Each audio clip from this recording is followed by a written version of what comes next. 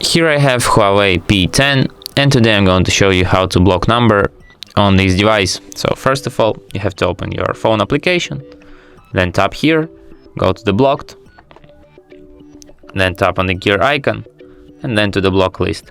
And here by tapping add, you can select number which you want to block. For example, you can edit manually, you can match prefix, you can select number from your contacts list, from your call log, or from messages.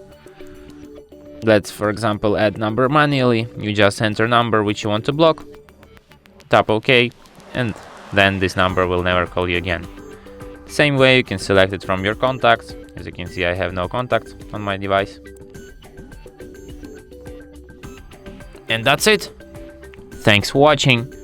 If you find this tutorial useful, don't forget to hit that like button and subscribe to our channel.